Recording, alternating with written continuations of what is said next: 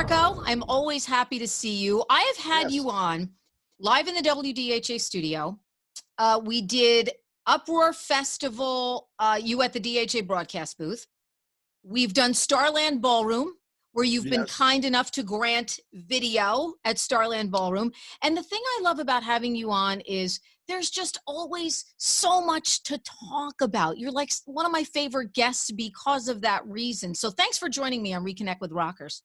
Well, thank you. It's always great to see you, and thank goodness for the technology of the Zoom, because it allows us to see each other's faces.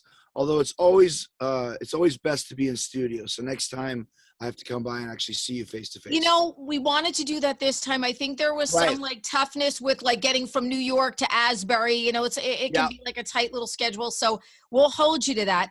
Boombox, by the way, is out. I think you guys made it. First of all, it's a great record. I love it. It does to me what Fozzy records do. It is sort of a refining of the sound. Each record sort of takes you to the next step of the band's career, kind of refines the sound a little bit. So I loved it. I think it's your best yet. And I think it was really smart that you guys held it. It's been in the can for a while, and you didn't want to throw it right out there when everybody was kind of confused. Do we release song by song? Do we do a sequenced record for people? Was it difficult, though, to hold on to, you know, such a great Fozzy record for a year and change? Well, it's funny. We were calling the record Chinese Fozzocracy because it took so long to do. We started recording this in May of 2019. But like you said, we finished it last year. Last May, it was mixed, mastered, and ready to go. But what do you do with it? We didn't want to release it and just have it go by the wayside. There's a lot of great records that came out during that time frame. The one that comes to mind is Power Up, AC/DC. One of my favorite modern AC/DC records, and you know they haven't been able to do a thing with it. So they're AC/DC. They can tour 5 years from now. No one's going to care. We're not.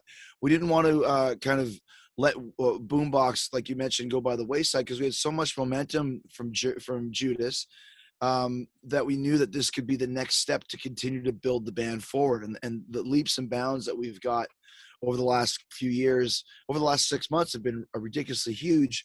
So, yes, it was hard to hold on to it, but we held on to it, A, because you couldn't tour on the record at the time. B, radio stations weren't playing a lot of new stuff. And C, even the ones that were, you couldn't really see them. I know we're not in person, but there's been so many radio shows. I did 2 in St. Louis this morning where you're face-to-face, you're in the studio, and as you know, nothing can compare to that. So long story short, it was the right time to put it out now. It was hard to wait for a year, but once we made up our mind, it's like we just stuck it in the vault and basically forgot about it. And when we took the music out of the vault about a month ago to re-listen to it, it's like, oh my gosh, songs are great. Because we were playing half the album already live, but the other half, you kind of forget about them.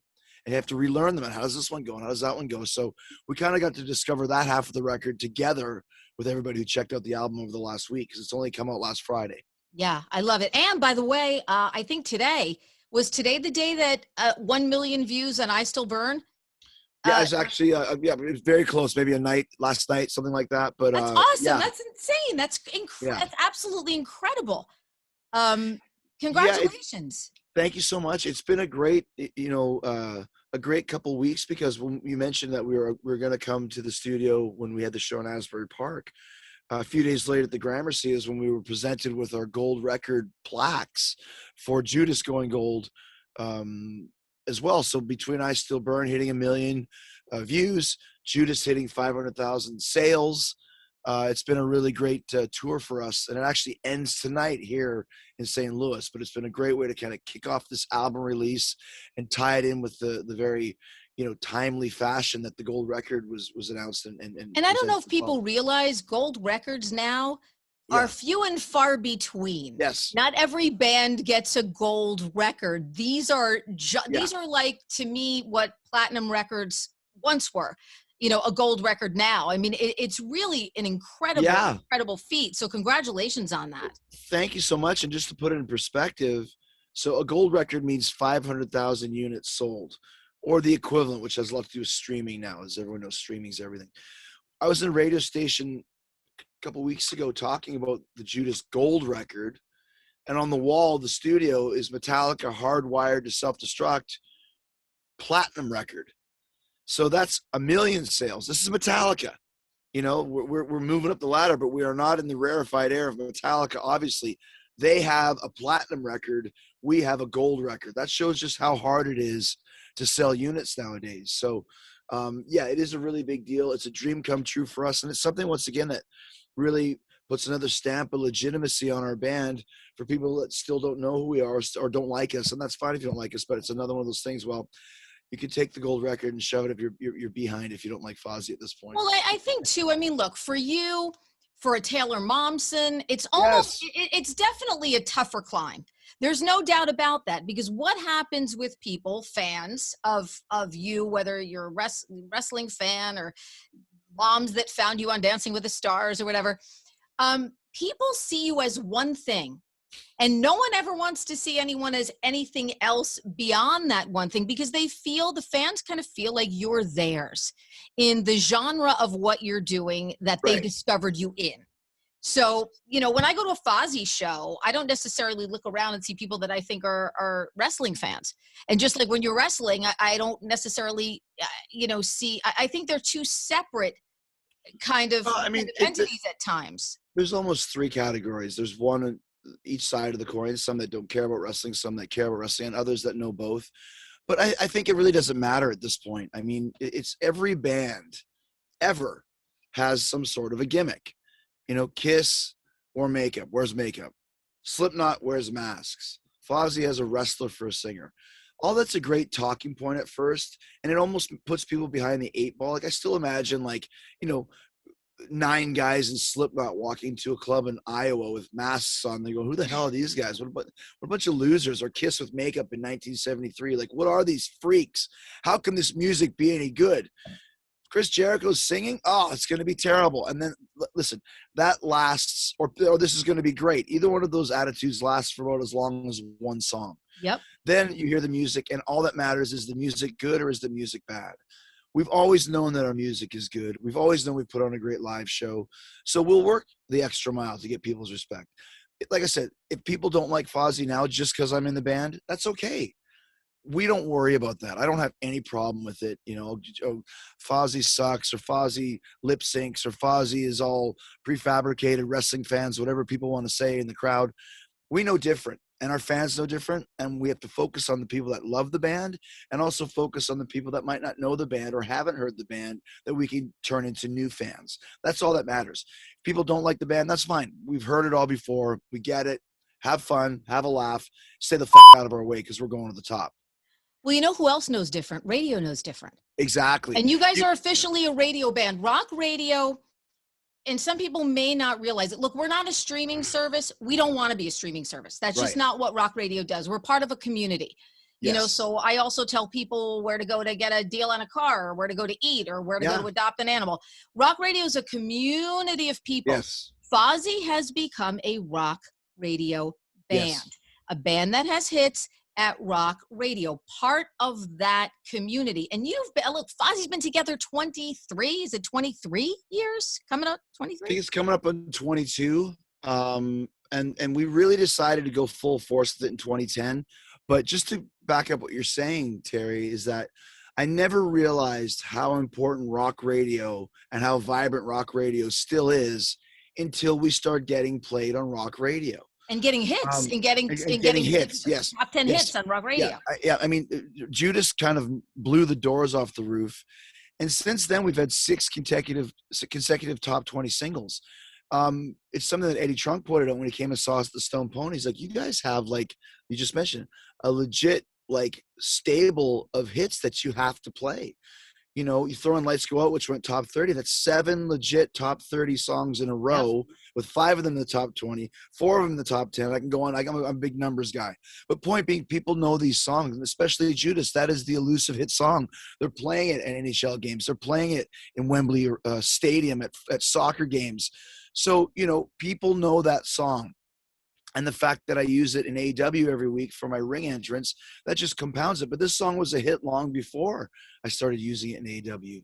So like you said, once that happened, and then Painless and Nowhere to Run and Burn Me Out, Insane, and Now I Still Burn, which is the fastest charting Fozzy song we've ever had. Like you mentioned, when our song comes out, it goes to chart. Now let's see how high it can go. That puts you in a different level too, because rock radio doesn't care. Rock radio could care less about what Chris Jericho does on the side. They really don't. People might have thought it was helping our band. Absolutely not. Did it hinder I the didn't band? know you through wrestling. I remember you Yeah. used to come in on the tour bus with Ralph Sutton years ago when Fozzy first started. Right. You're a worker bee. You come in, you were working radio. That's I right. did not know you from wrestling. I knew you only from Fozzy. I mean, that's where I knew you. And some radio programmers that did know me from wrestling wouldn't give us the time of day because it was Fozzy, because it was Jericho. That's all gone now. Now we're in the waters with Shinedown and 3 Days Grace and, you know, all the bands, Dirty Honey and Mammoth and you know, the radio just think of all the Ghost and all the new Foo Fighters is coming out. You better watch out, or the new Weezer's coming out. It's going to hurt us. You know, Korn just came out. So every song we put out, there's always one that we're going head to head with. I mean, the best one was when Sane came out. When Sane hit number 10, it was great because Sane was number 10, Hard School, Guns N' Roses was 11, and Writing on the Wall, Iron Maiden was number 12. I'm like, 15-year-old Chris Jericho just like pooped his pants. I mean, that's as big as it gets. I got my Maiden shirt on here. Exactly, and that's those. Yeah, it's crazy. Those are the old school bands, but in reality, it is the Shinedowns and, you know, Korn and Five Finger. Those are the bands that we're up against now and hold our own and even surpassing on the charts. So it's been a really cool, eye-opening blessing to see how radio has accepted us, which then puts us on a different level because people will respond to that when they hear the songs on the radio. Yeah. And so many great songs. I mean, Saying I Still Burn, Ugly on the Inside is a favorite of mine. I love that tune. Yeah. And I love the cover of Relax, Frankie Goes to Hollywood. No one has ever covered that, like in a metal, because it's such a, I'm listening to it and I'm like, wow, that's Fozzy. You know, somebody sent it to me early on. And then I was like, I can't believe that nobody ever covered this because it's it's custom made for anthemic metal, you know, it really is pumping rock. It's very much like a trance song that you might hear at EDM, but a very heavy trance song. There's about 5 lyrics in the whole song, but people know it. And the way we play it almost has an industrial type of a vibe. Yes, I hear that. It's like you said, it's very dance friendly. It's one of the highlights of our set. We've been playing it since December when we went to the UK and threw it in there. And people were like, well, why are they doing Relax? And now they know because it's on Boombox. And it really is, like, to me, if we start going 3, 4, 5 singles deep on this album, I think Relax could be a single and a very popular one because it definitely fits. It's one of those songs, if you know it, people are like, really? Oh, wow. If you don't know it, it's very quickly easy. The hook hooks you right away. So a great idea that I think we had. We did something kind of similar a few records ago when we covered SOS by ABBA, which is another one of those songs that you wouldn't expect, you know, a metal band, a hard rock band to cover. But once you hear it, it's like, oh my gosh, this song kicks ass. And Relax totally fits in that category. And I think at some point we would be remiss not to release it as a single. Yeah, I love it. It's a great song. It's just a great song. A great song is a great song is a great song. And I love what you guys do with it. Exactly. So I want to talk a little bit about old guard versus new guard. I want to talk about your relationship with Rich. And I also want to talk about your relationship with our guy, our Jersey guy, PJ Farley. Right. He's one of us. PJ was my first, I guess it was 1905 when I started at DHA, and he was in Trickster, and I was a young, you know, DJ on the air, and, you know, he was my first WDHA interview, and I met PJ and Steve, and they're great musicians and great guys. So what is it like having someone who's been there, you know, with you from the early days, and then also having, you know, kind of the fresh new guy? Peach seems to be having a great time. I see him on social media out on the road with you guys and stuff. So what is it like having the old guard and a little bit of the new guard?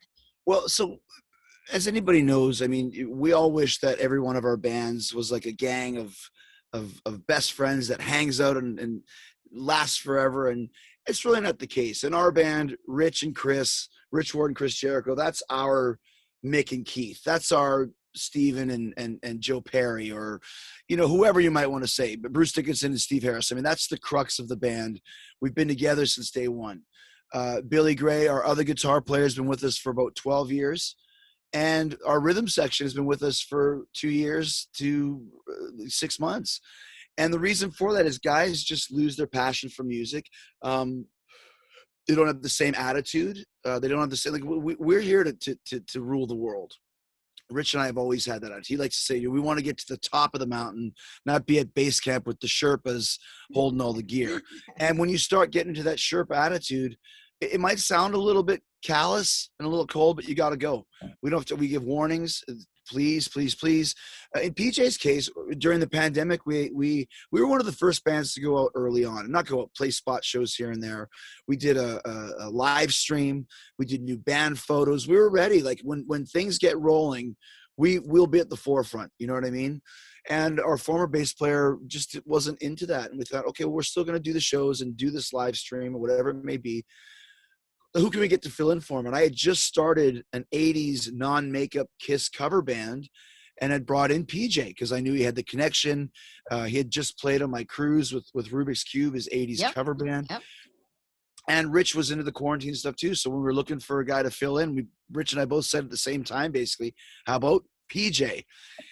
PJ's a pro.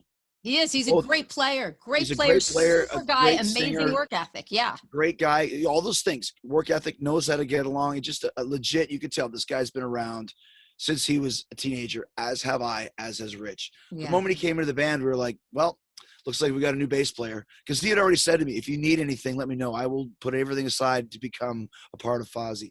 And that's where it started. And then, about 2-3 months ago, same thing with our new drummer, Grant. He had been in an opening band with us, the band that had opened for us a few times. And he had said that to me, if you ever need a guy. And we needed a guy. Grant came in. He auditioned, he killed it. So we have what I think is our best lineup ever, both from a playing standpoint, from a gang standpoint, and from an aesthetic standpoint. You see the photos of Fozzy now, and it's like the average age of the band has come down like 10 years just by the looks of these photos. And we're really, really happy because once again, I know, Terry, I know when things are about to break to the next level because this happened to me my whole life in wrestling. Start at the bottom, work your way up. Here's a new break. Here's the break. And Fozzy as well. When Judas hit, I knew there was something big for us. When we toured the UK in December, every show sold out. That's the first time we ever had that. Then Judas goes gold. Then we do this tour, which is our highest grossing tour. On top of that, with I Still Burn being the fastest charting Fozzy song, this one's going to go number one. I'm throwing it out to the universe. When things are building and you're pushing that snowball up to the top, and when it gets there and when it starts rolling down, that's when you better step aside because you can't stop the momentum. And we're almost at that point now, and it's a really cool feeling. So if you're not in this 1,000%, God bless you. We love you, but we need people here who are going to be. And now we have that. Yeah. Yeah. And this is definitely the 8th record, I believe, and your finest moment yet. And we're getting more touring dates, so we hope to get you back, in the Northeast. I mean, last time you guys were here, you sold out New York City, couple of New York City sellouts, and that's a big deal. And Judas going gold and 1 million views on I Still Burn, and what was great this time for us was we played the Stone Pony in Asbury Park, which we had never played before. That place was packed. It was one of the biggest shows of the tour. When you get through, the shows had 30 gigs, and you go through and we were picking out the biggest shows, and Asbury Park is right near the top of that, which anytime you play a new venue, and obviously as the Stone Pony is kind of the whiskey of the Eastern Seaboard. You know what I mean? You play the Stone Pony, that is the place. It is. And it was jam-packed, and it was hot, and it was sweaty. It was exactly what a rock and roll show could be. But I always like that. Okay, now we know Asbury Park is now a Fozzy town. New York City is a Fozzy town. We were in Denver this week. Huge show. Fort Smith, Arkansas. Where is that? I don't know, but the place was jam-packed. You start to you can find the places where the flags can go. There's always a couple smaller shows. That happens. But the bigger shows for us become more frequent in places outside of just New York, which has always been great for us. Now, like I said, it was the Denvers and the Stroudsburgs, Pennsylvanias, and the Asbury Parks and Fort Smith, Arkansas. Yeah, Rocktown, baby. Rocktown. These are all rock towns. These are all rock Jersey's very much like that. Rocktown. People want to get out. They want to rock. This has been their life, their whole life. And they're ready to go, and they're ready for the Fozzy anthems. They are ready for those big tunes that are custom made for live performance. Your songs are custom made for live performance. I mean, that's it. We appreciate that. We have put a lot of time into our show. The attitude is Van Halen in 1981. It is a fun show. It's a show that everyone participates when they go. They know what they're getting into. If they don't, you better be ready because we don't have any dead air on our show. It's Queen at Live Aid, 1985. There is no dead air in our show, and we've done that by design.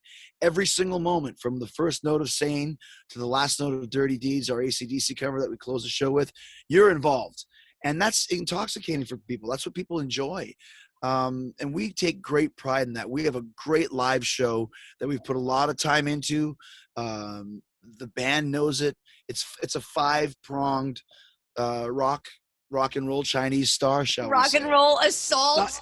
Assault of your soul. Exactly. It's not just Chris Jericho and his band of merry men, nor has it ever been. No. Everybody on stage is a star, and that's the way we focus, and that's the way we deliver the shows, and that's why we have such a great reputation of being a very entertaining, fun live act. And that's what it's all about. Fun.